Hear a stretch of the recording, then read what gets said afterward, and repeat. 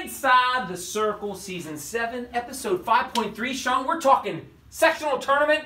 We're 27 days away.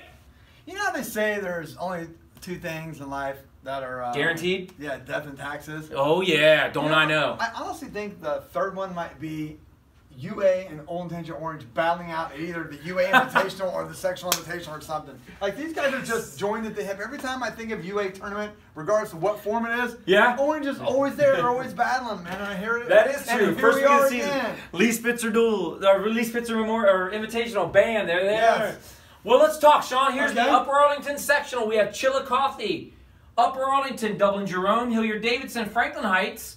We have Mifflin, Marion Harding, Olentangy Orange, Pick Central, and Groveport, Madison. Sean, quite an array of individuals in this, sprinkled without, but I think we have a strong standalone in the front runner. I think we do too, Mark. We have one team ranked inside the top 10, which is UA. Boom. Then we have a couple teams inside the top 20 there. We got Orange, Central, and Groveport. And then we're really looking at 30s there. I don't think any team in this sectional has any beef with being here. I think they all feel comfortable and all feel like they can do good things. There are two weights of note here when I look at it. I think 120 is a weight of note here. We got Mitch Heron, who's recently back, state placer. We got Bo Branson, state qualifier, and then district placer Torrio at 120. So maybe there's only one spot open for the rest of the field there at 120. And then another weight that may fill up, that might be competitive there, would be 152. Okay. Where we could go with Zulu from Pickerington Central,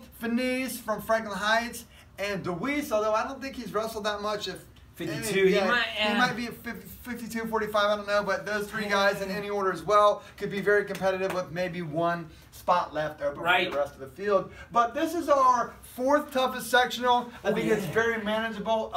Chillicothe is really decimated by graduations. A couple kids, their 220 we were high on last year has transferred out. He's at a different school now.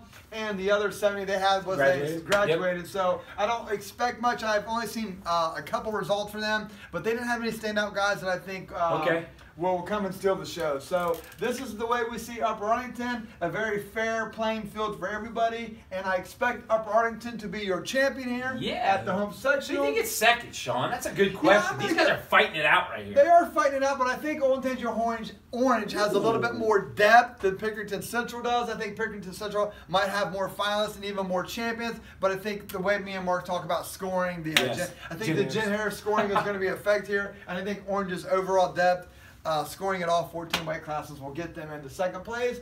And third place, you know, it's Groveport has had a very good season when you look at their numbers. They've won a lot of stuff, but they kind of wrestle an out-of-the-way schedule where we don't really get to see them a lot inside the 270 at the, Old Tangent Liberty, the, other tournaments like the Cleveland or the Riemann Invitational to really get a good look at how they are. So we're going to put Pickerington Central at third here. We're going to go 3 deep on this one.